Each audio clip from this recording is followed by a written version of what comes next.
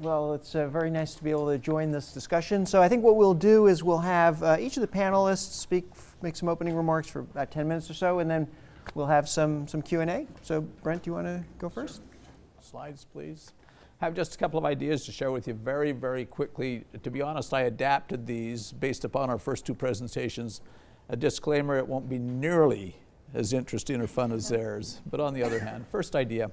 I'm a member of something called the National Academy of Medicine. In 2010, we did an evidence review. We applied Deming's models to healthcare delivery around the idea of waste.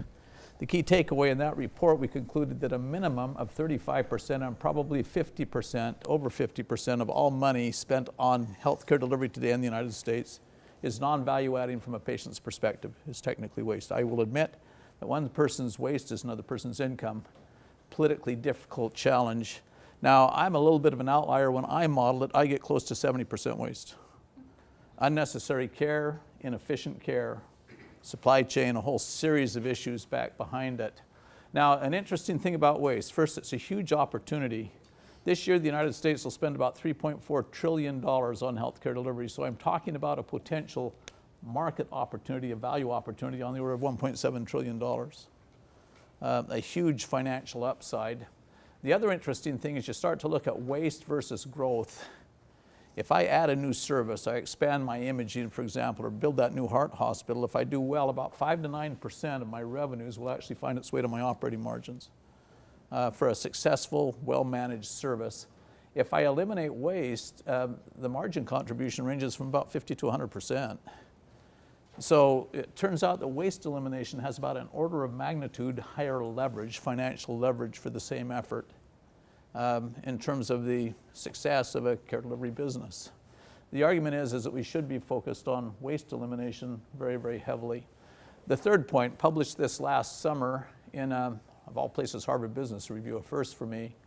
It turns out that you can structure the nature of waste into 3 tiers. I won't go into the details. Suffice it to say that those 3 tiers interact with payment mechanisms.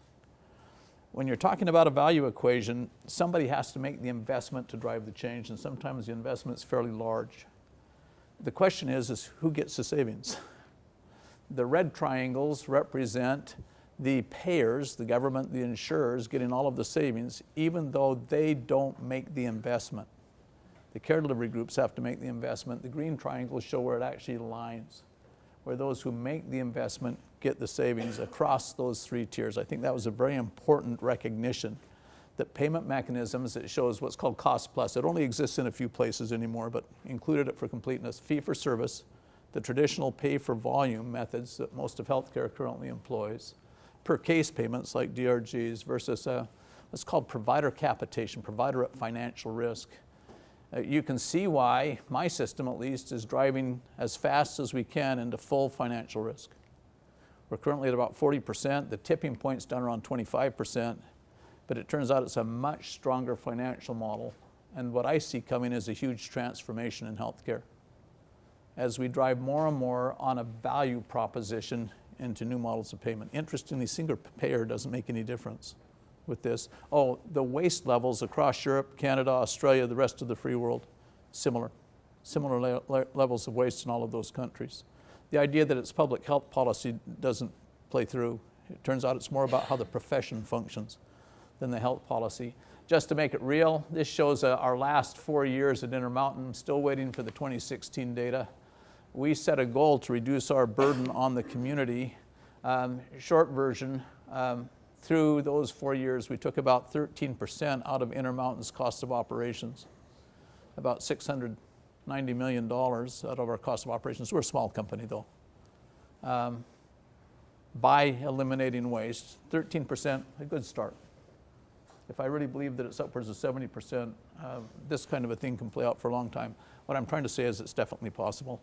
That's idea number 1. Idea number 2, after listening to the others, I had to throw this in.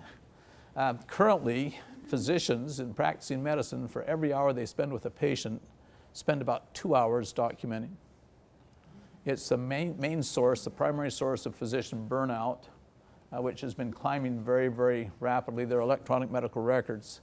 Well, some years ago, we asked the question, if you were to design an electronic medical record, not for financial purposes, which is how they're primarily used today, but for clinical decision support is your primary goal. What would it look like?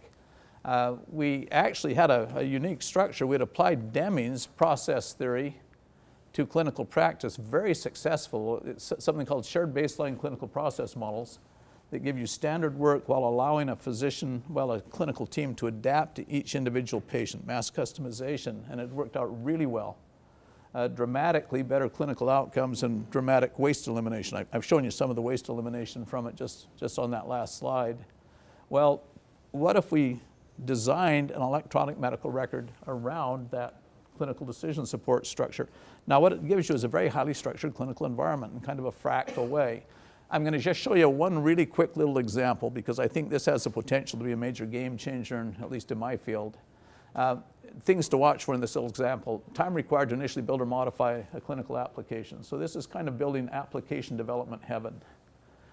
Typically it takes about a minimum of 4 to 18 months to introduce even simple changes into a typical electronic medical record system. Degrees of clinician acceptance, how well do the physicians and nurses like it, how effective is it for clinical decision support? Oh, the big one, generation of computable data. Most of the data that we have in healthcare is dictated text, which computers still really struggle to interpret. It's called natural language processing. Even so far, the deep learning techniques have been stymied a bit by that.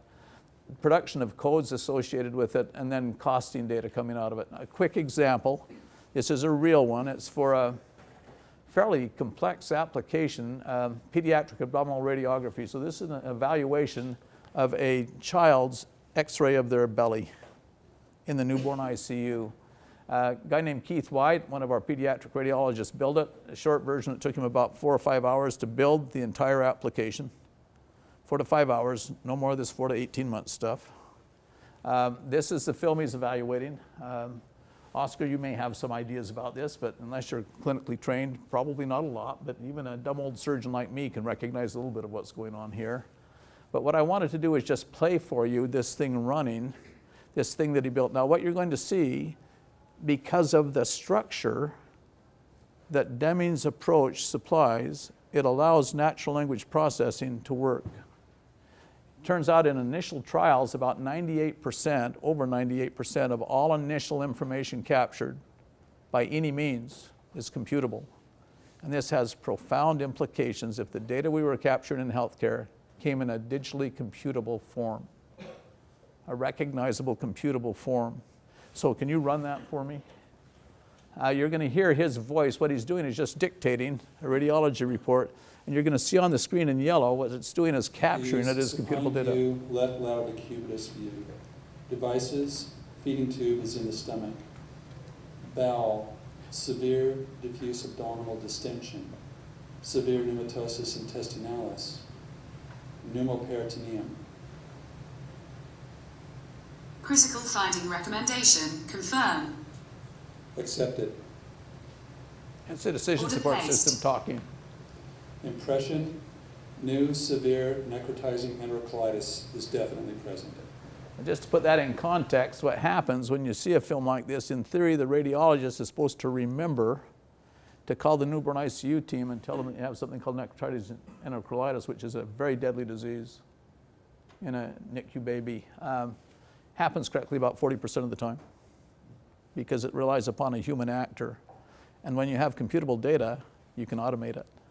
It's just one really simple, tiny little use case. But frankly, if we were able to get all of our data that we capture in a computable form, or at least most of it, it will fundamentally change the practice of medicine because of the level of decision support and coordination that we can put across the enterprise.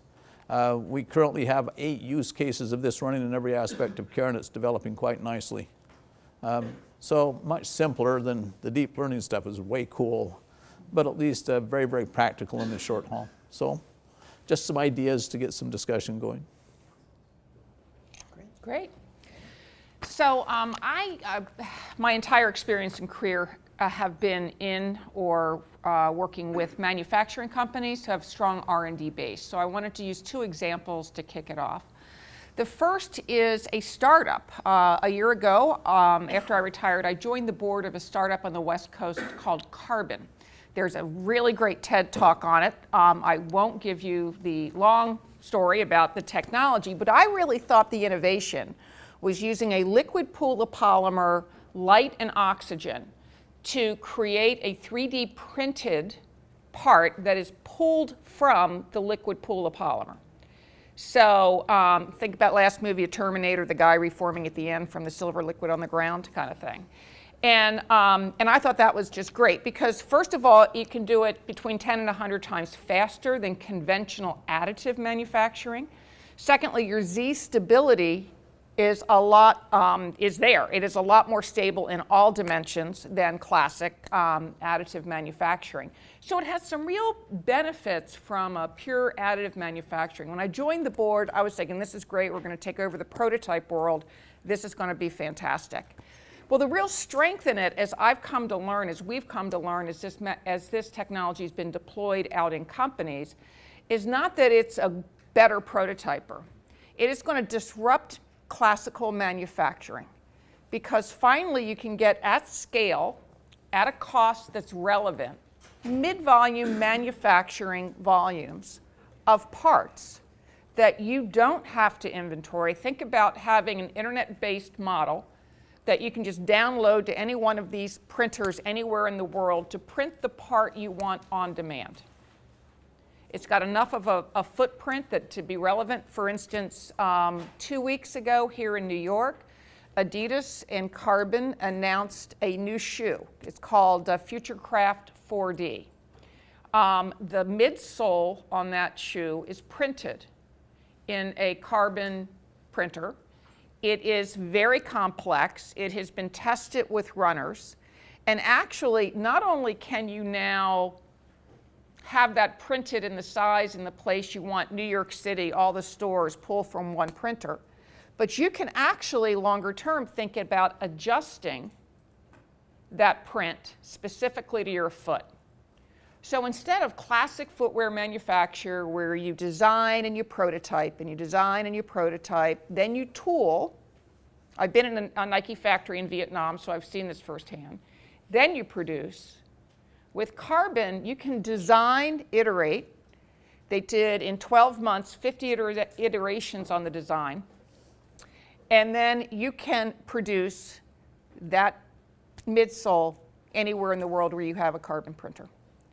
And so you take out the prototyping stage, nominally in terms of how it's classically been known. You take out the tooling stage. You don't need tools anymore. And so this has been not a disruption just to, prototyping. This can be, and I think will be, a disruption to manufacturing processes. You know, there are companies who make little things that have to be replaced, and they have massive global supply chains and warehouses. We have one company that's massively moving to this technology to take out all that working capital, to take out that entire supply chain, and just print it anywhere in the world they need that part. So that is disruptive, not just from a classic how do you prototype, but you know, finally the internet and tech is coming to manufacturing.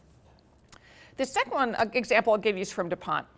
So when I became the CEO at DuPont, we were working in an area called industrial biotechnology. So if you know what biotechnology did for the pharmaceutical industry, we were looking to really understand how there are many chemical processes that are very tough on the environment, they're very impactful from a sustainability standpoint, or they're just too costly in a classic chemical engineering sense. And we were starting to look at converting some of these processes to see if we could use glucose or sugars as the raw material instead of oil, and ferment and or do processes like that as opposed to these distillation columns in classic chemical engineering. So the first product that we did was it's a material called Sorona. It's halfway between a polyester and a nylon. And it utilizes a monomer, 1,3-propane diol, that you cannot manufacture chemically at a reasonable cost. It's just too costly. But you can feed a bug glucose, and it can sit in a fermenter, and you can separate it out, and you have a perfect monitor that you can then polymerize and create a soft, stretchy fabric that can be used in a wide variety of applications, well, including carpet. which is where it's being used today. It has a natural stain resistance. You don't have to spray it with topical sprays. It's naturally stain resistant, and it's got a great feel to it, by the way. I have it in my house. The second example is in ethanol and in cellulosic ethanol. So after we created the Sorona product, we decided to really look into the ethanol industry, because our agricultural business, we make seed, corn, and soy. We're getting great yield improvement over the last 15 years, and farmers were now left with a tremendous amount of stover on their farms that actually impeded production the next year, didn't help it. They need only so much of it. So we figured out a way not only to create ethanol from cellulose or stover, break down those stovers into the complex sugars and use that as feedstock and to create ethanol. That was the easy part of the equation. The hard part of the equation is, how do you take 50% of the stover off the land, and how do you store it enough within a 30-mile radius of a plant? The plant's in Nevada, Iowa. It's operating today. Enough stover to manufacture 30 million gallons of ethanol a year. And so the plant's been up and running for about 18 months. It's not lined out yet. But it's not only a disruption to the classic ethanol industry, but it is a disruption to the entire supply chain from the standpoint that you're now not using corn as your input to ethanol. You're using the stalks, the leaves, the cobs that is left on the ground. So the entire supply chain had to be created in a very cost-efficient manner and logistically efficient manner in order to be able to have, because you know the gasoline industry really doesn't like anything that doesn't just make their lives easy and go in their traditional systems. So it is a case where biotechnology instead of classic chemistry, which DuPont was a, first 100 years was explosive, second 100 years was chemistry, third 100 years we're adding biology into it. But it really does disrupt the entire supply chain and enable farmers to have another source of income, selling the stover, along with their grains in other areas. So two different ways that science and technology disrupt not only the manufacturing process, but all of the processes around that, whether it's design or supply chain. Well, that's great. Well, you've each described some exciting disruptions, and I'm sure we'll want to dig into some of the details, but maybe we could start with high-level question. How do you go about building a strong disruptive team? What are the key factors that you look for? What makes the team work together well? For the LABD team, it's actually a partnership initially with Cerner. We had to protect it from Intermountain and from Cerner. Anytime you innovate, big organizations tend to have a set of implicit underlying assumptions that they made and then built around, and the organization tends to violently reject anything that doesn't follow those lines. So it reports through me, but my job is to protect it from Intermountain and Cerner. So far, I've got the Intermountain guys pretty happy, but I beat off 5 pretty intense attacks from Cerner, who says, well, wait a minute, this is cutting across our existing strategy.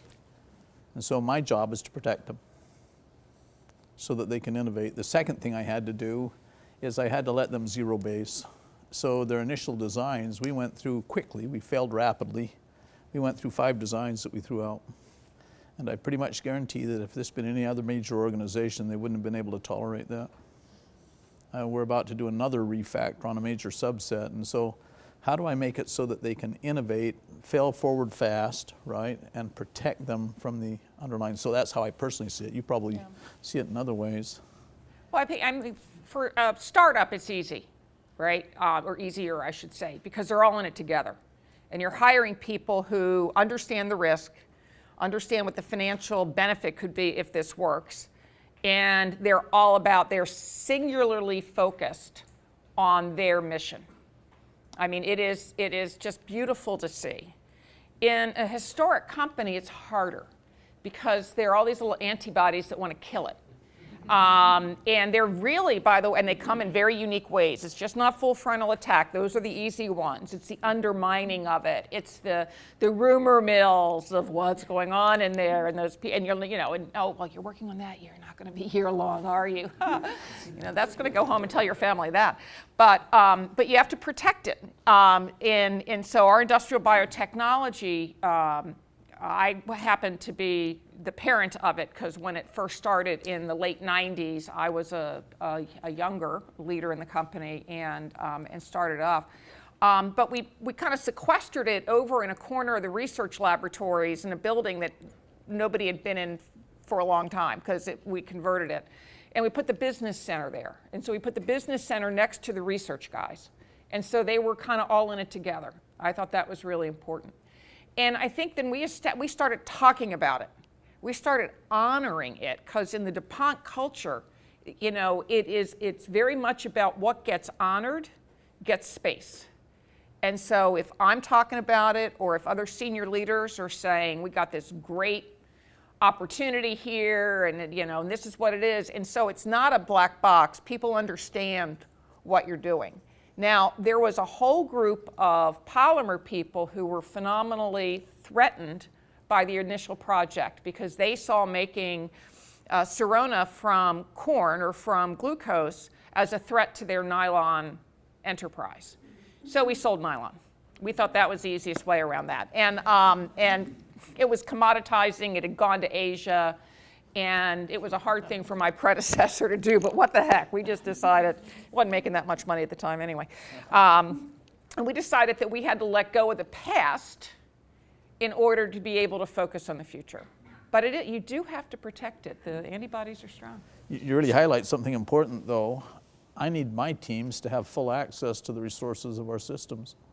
And so how do I give them full access and interaction while still protecting them? And that's what you were talking about too. And so that's kind of the trick, isn't it? Yep. Right there. Is disruption just for R&D or does it belong in other parts of the organization? Oh, I think it needs to be in other parts of the organization. I think too often people get comfortable with the supply chains they have or the suppliers they have.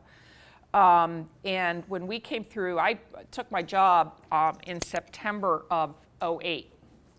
The weekend before, or the Friday before Lehman weekend, I was announced as being the next CEO of the company. It was really delightful. But there was one thing that occurred as all of our markets except ag collapsed at once, was there was no place to hide. You could see everything. And there was the second thing was that people were terrified and they would do almost anything you asked them. So if you told them they had to take their suppliers down or increase the number of suppliers because they had too cozy a deal with this guy and the price was going up every year. If you had to tell them we had to get rid of the distributors because we needed to go direct. During the global financial crisis, they started a lot of these projects that then a year later when things were improving, they tried to stop.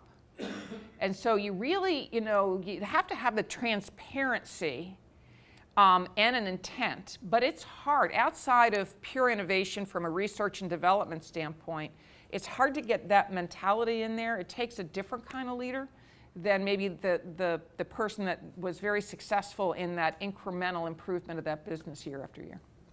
In the ATP, the big course I run for clinical innovation, one of my favorite lecturers was a fellow named Andre Delbeck. He left, he was chair of the Department of Business at University of Wisconsin-Madison. Went out to, at the time, Santa Clara State College. He wanted to see how 40 square miles of mudflats were producing more value than the entire Midwest United States, Silicon Valley. He says the key is it can't be their money and it can't be their power. Well, he was chair of the department at Santa Clara, turned it into not just a university, but also, he would argue, one of the top 3 MBA programs in the world. He had 9 major breakthrough ideas. As the department chair, he personally turned down 7 of them. But he said he had structured it in such a way that if you really had enthusiasm for it, you had check marks you had to hit, but it didn't require the department chair's approval to move ahead. So how could you create a structure where that would be true? Oh, that's the way he said in studying Silicon Valley, where 60% of their income comes from ideas that didn't exist 18 months before. He said, how do you promote that? Yeah, there's a culture out there that doesn't ask for permission. And there's a culture in most existing companies that I'm okay if I've asked for permission and it doesn't work out. And that's something I really worked on for a long time in my company and was modestly, I would suggest, successful. Not greatly successful. It's hard. And when they ask for permission, it slows you down. It creates more bureaucracy. it potentially creates barriers to the success.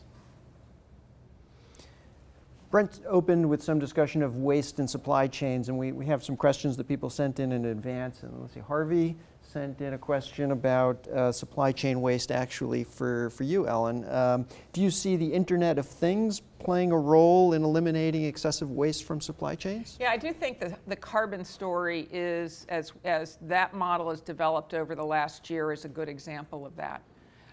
Because there is a lot of cash tied up in inventory globally in whether it's replacement parts or whether it's, my supplier expects or my customer expects me to have it there in a week, that create a huge cushion.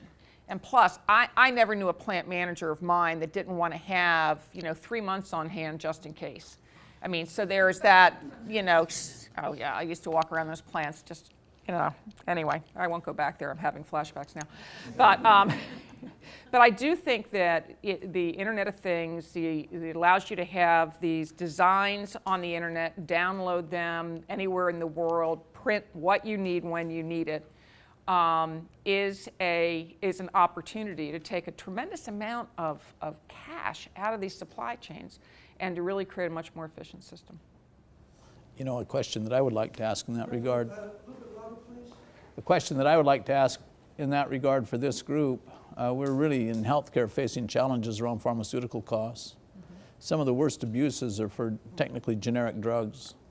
Has to do with regulatory oversight and bioequivalence, believe it or not. And as I think about these things, I wonder if it would be possible to print drugs, that I could generate those drugs. That's actually within the realm of real possibility.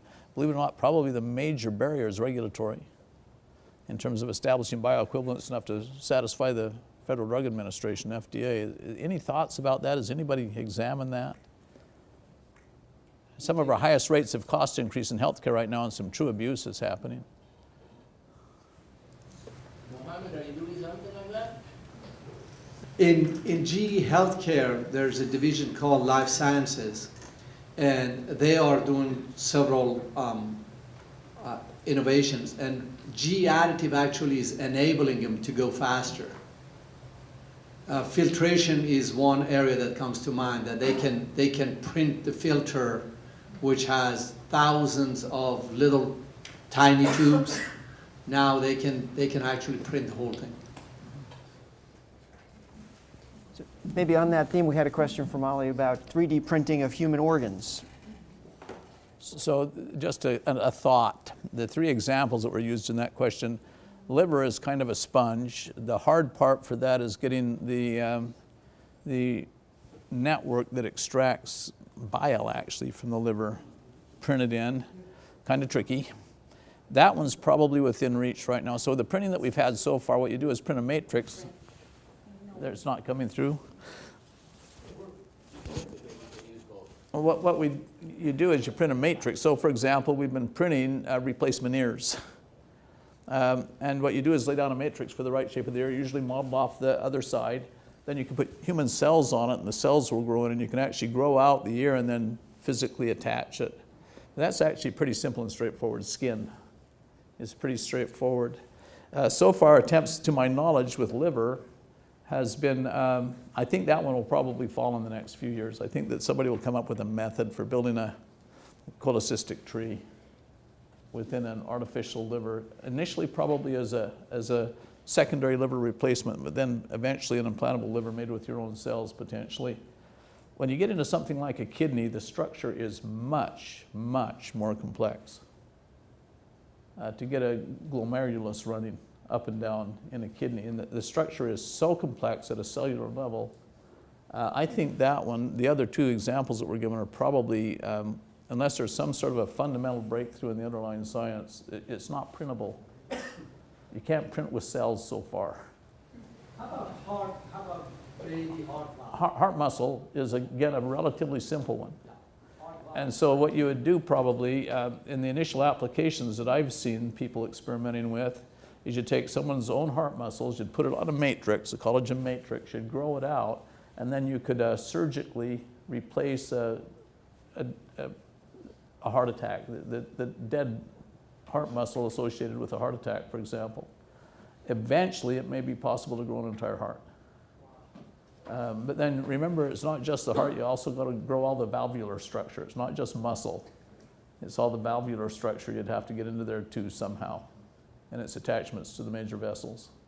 So expect to see some real change in this field, but I think we need a few more scientific breakthroughs probably for a lot of it. We had a question from James about whether we're seeing more progress coming from startups or from traditional companies. And Ellen, you've seen both environments. Maybe you could take a first crack at that. I think it's easier for startups, but I do think that historic companies, and whether it's GE or Siemens or DuPont or any of it, are looking very, very hard at how do they create new businesses and even replace themselves, because that's the only way they're going to be in business in 20 or 30 years is if they're not being taken out by an upstart, but they're actually either buying into it. GE is an investor in carbon. That is public, but or creating it themselves. And I think it's imperative for large companies to have an investment in, how to replace themselves, because if you're not innovating, there is going to be a small startup somewhere that's going to take you out. And when you think you can buy them, well, I can tell you for a large industrial company, it's really hard to look at some of those valuations and make any sense out of it when they're not going to turn cash positive for 10 years or whatever the number of years is. So it's an interesting quandary, but one that historic companies really need to take head on. What's your sense, Brent? Where do you see most of the innovation coming from? I see both sides of it. I see some companies that are able to build in that structure for innovation. Again, my favorite source is Andrew Delbeck. I've seen companies that actually build it in rather routinely, and it's the Silicon Valley model. And we've been moderately successful in doing that inside my company. Sounds like you are too. Not nearly as much as you'd like to see. It's amazing how much momentum a big company develops. You spoke before about electronic medical records, and there was a question from Randy about electronic medical records. Do you want to follow up in light of what we heard earlier? Well, you mentioned medical records. I have friends in the medical business, CEP America, emergency medicine, West Coast primarily. And there's been disruption by going from paper to electronic record keeping. The concern they see is there's companies or divisions that have done this, but they're kind of siloed. And so what we were talking about is what's the next disruptive piece that'll take those silos and make them more interactive across the country or across the world. So my judgment is that we haven't gone digital, we've gone to digital paper. We've got a digital representation of a paper record. And the primary purpose of that record is finance, believe it or not. It got captured by the finance folks, which is why it's so very, very difficult for many clinicians to use it. A whole series of large problems. I believe the government made a major misstep with meaningful use. They took an immature technology and locked it in. And they basically had the potential to really stop future progress. They were just too early in the field, personal opinion on that level. I think we're starting to see emerge a next generation. So a funny thing, Randy, one of the key things that underlies that little ABD approach is how do you represent clinical knowledge? They're called context-sensitive semantic models, by the way. But there's a way that you can represent semantic knowledge, not just syntactic where you have fields in a file, but actual semantic knowledge, the way a clinician really thinks about it. Arguably one of the world's true experts on that is a fellow named Stan Huff, just in passing. He calls them clinical element models. One of the things we did in designing ABD is it's based on clinical element models. And what it gives me is full interoperability. As soon as I hit that level, then it's just a matter of transmission and security. But I think that we've got those largely solved. I think we know how to solve them. But when you come down to the level of a full semantic model, so you're not just exchanging fax documents, basically, I think that's a game changer. So a prediction, I think our current crop of EMRs, all of them, are dead. I think that I'm seeing not just our little experiment, but a number of others that are moving now that next generation, and they're starting to emerge. And I predict over the next 5 or 10 years, if those big companies, an Epic, a Cerner, McKesson, doesn't massively adapt and change their models, they'll hang on because of their installed base, but I don't think they have a future, is my personal opinion. And I think we'll see the emergence of a whole new set. The need is so great. Of real tools that enable clinicians to be better clinicians, not just bill better, you see. And the funny thing, if you build it to make good clinicians better, the finance kind of happens as a side effect, is the funny thing, which shouldn't surprise anybody in this room if you get that underlying function right. So I think we're in for some very, very big disruptive change over the next few years, and starting to see some of those models start to emerge. And it's interesting, our clinical outcomes are going to improve dramatically. Now, I'm a Demingite, I'm a real believer in Dr. Deming and the models that he gave us, and they've been working out really, really well for us. And so these things I'm talking about is just take a Deming model of how you think about basic work, which I think is still fundamental, it's still as right as it ever was. And when you start to build off that kind of a framework, you can do dramatically better than we do today. So I see the hand of Dr. Deming reaching through into the future. But part of it, isn't it being able to give up the past? Oh, yeah. And that is so hard, because what you find, whether it's in your ERM system or whatever, is people want to incrementalize their way to nirvana, and you just can't get there. And and companies throw a lot of money at it, and they're basically, their strategy is hope.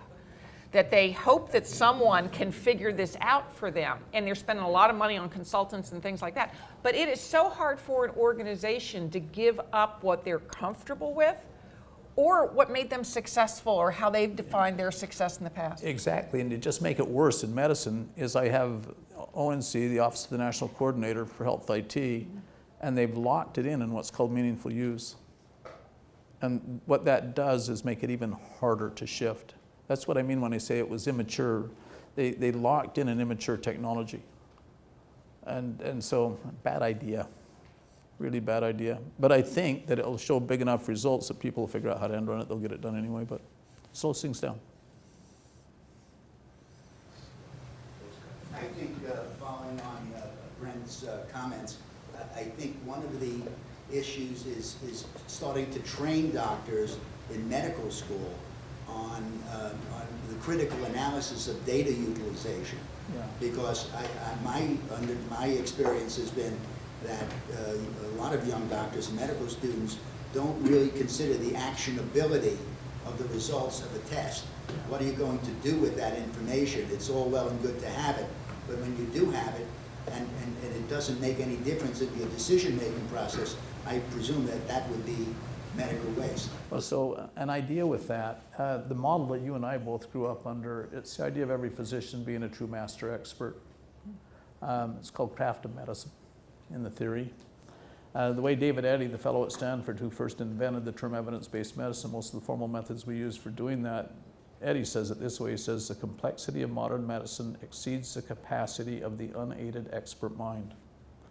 That's a demonstrable fact. Truer thing was never said. So what you're doing is you're bumping up the level of knowledge management from an individual physician or an individual nurse. You're bumping it up to an organizational level. It's all about medical knowledge management at that level. And a good team of cardiologists formatting the environment in which my individual cardiologist practice can do dramatically better than any single cardiologist working alone. It's not just the ability to apply the evidence to individual patients. So I format the environment to make everybody significantly better. It also enables you to learn from experience. It gives you formal tools for learning from your experience, what we call a learning healthcare system. And that's emerging quite nicely in fits and starts. One of the tricks is you have to align the financial incentives. So there's a transition in the country. It's, again, going in fits and starts. There's a real debate about how fast we're moving from pay for volume to pay for value is what it's called. But I think it's our future. And it turns out that when you do that, you get dramatically better clinical results or mortality rates, which many people think is a pretty big deal. And it turns out it's substantially cheaper. You take out waste. So I believe that we could cut the cost of healthcare by at least 50% through better results. And the guy who taught me that was Ed Deming. I want to pick up on this point, the startling thing of the 50% or more waste or inefficiency in the system to be captured. That's true, there's progress being made, and yet overall healthcare costs go up and up and up and up. And we've had a national debate on healthcare going on now, still unresolved, in which this issue doesn't seem to be discussed. I'm just picking up from the regular media, and I'm not an insider in healthcare. So it seems to me that something special needs to be done to accelerate this movement on a national basis to achieve the potential, or I fear a dribbling along of isolated centers of excellence, and eventually we'll get there, but being a senior citizen, I'm not sure I'm going to live long enough to see that. Well, first thing to be said, as a senior citizen, you already have lived long enough. Seriously, it's easy to make the case on the evidence that healthcare delivery today and the help that we experience as individuals within our society is the best the world has ever seen. Dramatically better than it was even 30 years ago. No question about it. The evidence is overwhelming. People, for some reason, fail to appreciate that. We mostly set our eyes on living forever as opposed to how good we have it compared to anybody else, and it continues to progress. There are 2 or 3 main countervailing factors that are at play. The first is general growth of the population. More people means more spend. The second is a major series of demographic shifts. The biggest is the baby boom. Coming into that part of their life when chronic disease rates go way, way up. And so that's really driving demand up rather dramatically, this big bulge in our population. It's other demographic shifts too, like obesity. You know, about 40% of your health depends on your own behaviors. Healthcare delivery is between 5 and 10% of your health, but 40% is your own behaviors. And we know that, that's well established if you see the idea. Then the third factor is new technologies. We keep inventing cool new things that are pretty expensive, frankly, more sophisticated, under the general banner these days of precision medicine. Medicine adapted to each individual person, you see. So those are the factors driving it up. If you ask me, the single most important thing we could do, although you'd have to do it in a careful way, is to, well, I'm going to say this in a particularly provocative way, eliminate insurance companies. Here's why. You need to align the financial incentives so that people have strong incentives, actual payback, to generate value by eliminating waste. And that's not true in healthcare today. You got it just right. There's these huge traditions. People are just so frightened of moving into that area. They have long traditions. What was it Drucker used to say? Well, it was a takeoff on Oedipus Rex. Whom the gods would destroy, they first make proud. The way Drucker said it is, whom the gods would destroy, they first end 100 years of success, using these particular models. And boy, people are just frightened by it. But it turns out there's a value equation behind it that I think is dramatic. I tried to point it out. This has a minimum, I would think, of $1.7 trillion of value, opportunity in it. And most other things that you see just pale beside it in terms of the impact it could have. And that is currently within our reach right now. Maybe we could follow that up with an international perspective. Fernando, you had a question from Brazil? Yeah. No, I had a question. Fernando Gentil, I'm with G5 Evercore Private Equity in Brazil. I think my question was related to the very high cost of healthcare in a country like Brazil. You've got a very weak public healthcare system. So the new middle class in a country like Brazil, one of their first priorities is to buy private health insurance. But they find themselves often the insurance doesn't cover a lot of the procedures, the hospitals are very expensive, medication is expensive, and the families go bankrupt. I mean, it's becoming a social issue in Brazil. But this ties into to what we've been discussing here is, you know, technology has allowed us to have, you know, better medication, more efficient procedures and exams and so on and so forth. But the price has gone up. Technology hasn't brought the price down, so you have a lot of consumers who don't have access to all this new technology. And you mentioned, I was impressed by the 70% waste. You mentioned that some of the waste comes from regulatory oversight. I think I heard that correctly.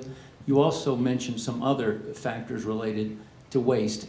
But, I mean, who benefits? I know who pays for the waste, but who benefits from this? Why don't things move a little faster like somebody else mentioned here? Well, it turns out that you have to ask who has to actually drive the change, who has to invest in the change to eliminate waste, to pull the waste out, and then who gets the benefit. So a real story.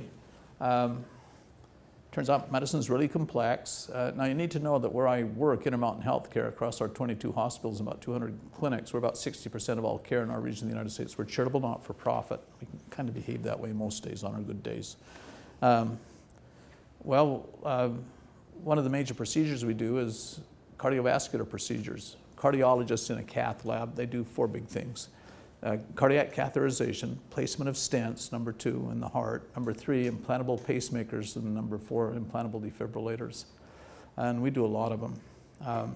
Turns out that nationally, within the United States, we compare favorably to anywhere in Europe or Canada, by the way. But our use rates are in the bottom quartile of the country. Risk-adjusted population-based use rates. Well, Don LePay heads this for us. He comes up with a bright idea. He knows that it's too complex. He takes the criteria, what are called appropriate use criteria, indications, guidelines from the American College of Cardiology, so the Professional Society for Cardiologists. Now, I teased Don about this, Oscar. I think that the ACC is awfully generous to cardiologists. Yeah, really generous because it's their professional society. But what he does is he manages to reduce the appropriate use criteria to a single page for each condition. And he goes to the cardiologists in our system and says, guys, before you do this, would you just check off the indications? Now, a couple of ideas with that. The first is insurance companies like to do what's called pre-authorization, which is an amazing level of bureaucratic hassle. And the physicians appropriately hate it. It doesn't add any value from our side of the line. But it turns out our insurance companies would accept that as pre-auth, and it dramatically reduces the amount of time spent on pre-auth. So that was a plus for them. What it really did, though, is it got the evidence in front of them at the point in time they were making a decision. What it did was drop use rates in the Intermountain system by 22%. All right? We were already low, and now we are really low. It was associated with a slight uptick in clinical outcomes. Not a very big one. It turns out these procedures have some danger involved with them, and when you apply them to people who have no real potential benefit, you're exposing them to that risk. So clinical outcomes improved slightly. That validated the fact that, yeah, these really did work. Well, it's about $30 million a year in actual cost of care. Who got the money? All right? If I'm Moody Chisholm, who runs our central region, which had the biggest hit from this thing, that's a cash cow for him.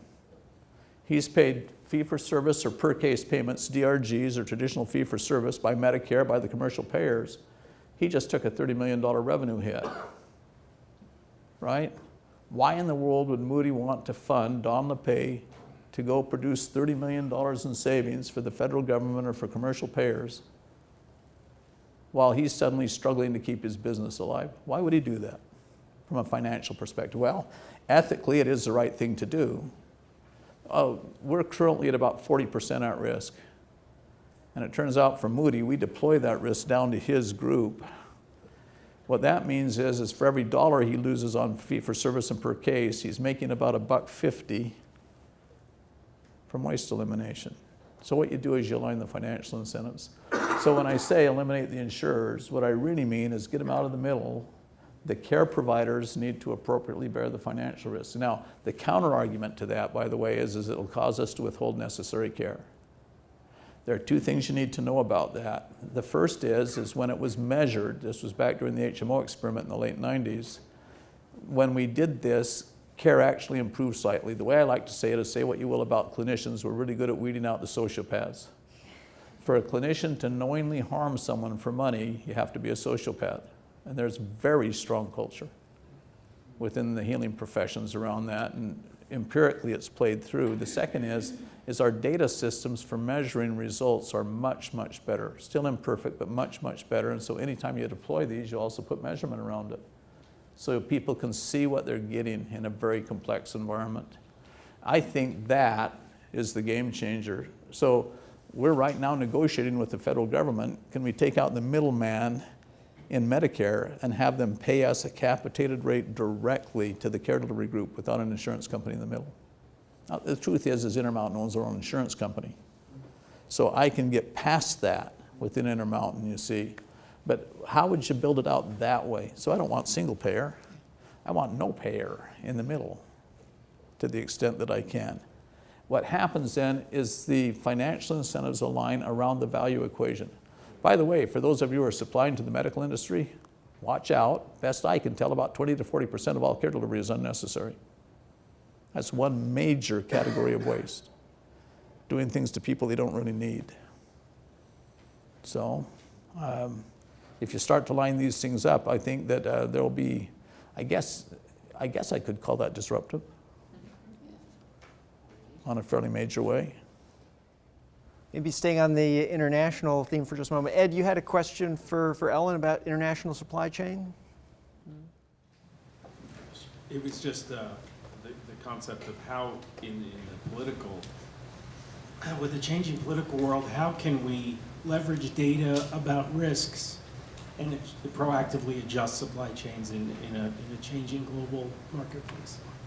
Yeah, I think that is a tough question right now with the new administration and their focus on jobs, and are manufacturing jobs really going to come back to the United States, and industries that fled, and like in the furniture industry fled in the 60s and 70s. I mean, the footwear industry fled at the same time. I mean, so you've got a lot of if you look at the classic models of manufacturing where you're producing large volumes with low skilled labor, there's nothing that says that's ever going to come back to the United States. But so what about technology that is not low skilled, it's mid skilled? What about technology that enables you to make 100 pairs of sneakers here in New York when you need 100 pairs of sneakers, and not 1,000 pairs of sneakers in Vietnam and then have to put it on the water? So this whole thing around the true ability to create local supply chains is relatively new, and it has an opportunity to create what you want where you want it, and a lot of the demand is in the United States. As opposed to, the people that are making money on it are the logistics people moving the raw materials to Asia, moving the products back from Asia or wherever it is. So I do think there is an opportunity to create a disruption there. And I think that'll take a little bit of time to figure out, because at the end of the day, having all this cash tied up and on the water on materials is very inefficient. Is tremendously inefficient, and at the end of the day, cash is king. So, what about tax? My apologies. What about tax ramifications? So, you have a 3D model created here. You're printing it in Kathmandu. Who owns the value, and if there's a tax ramification for the company that owns the IP?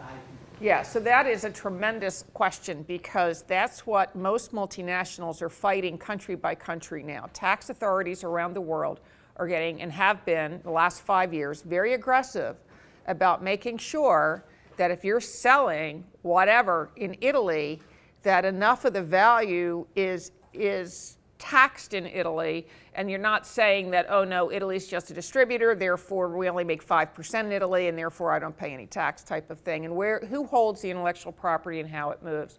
And there have been audits that are, that go on constantly in just about every jurisdiction. Brazil has been on this big time to make sure that it's clear and there is a principle-based model on how you're allocating that value around the world. And I think more that you're not one-offing it. The worst thing you can do as a multinational is to have two product areas that you're treating differently relative to where you're, where it was developed versus where you're paying the tax on it. So we've moved, to a principle-based system that says depending on what laboratory it's invented in, dependent on where it's manufactured, dependent on where we sell it, and through what channels, that you have to be pretty darn consistent. The only chance you got, the only defense you have is that you're consistent.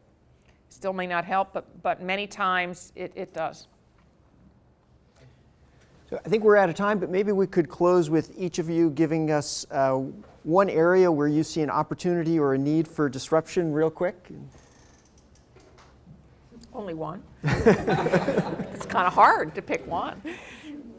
I think that the key is how do you develop the teams within your organizations who look for it themselves? I mean, and I'm a trained mechanical engineer. I can walk a line in a manufacturing plant and I can point out 5 inefficiencies. It's just the way I was trained. And yet the people that work in that plant, the hourly workers can tell you that because they work with it every day. The area managers, the maintenance engineers that are in and out, that's not how they're looking at it. So how do you create an environment that really enables the local people to do that for you? You're going to create a very efficient future. There's just a tremendous amount of inefficiency in this world. Just a couple of ideas from healthcare, at least. We followed on Paul O'Neill. We used something called Toyota Production System, TPS Lean Observation. We cranked it through not just our facilities in Intermountain, we also ran it through Providence Health, UNC, Virginia, done a number of systems. Between 20 and 70% of all frontline worker time in healthcare delivery is waste, is non-value adding, hassle with the system. We thought it averaged at least 35% of the single biggest expense category we have in healthcare. So how do I rationalize a system? It turns out that one of the key areas is probably how do you manage knowledge. So I think it's knowledge management.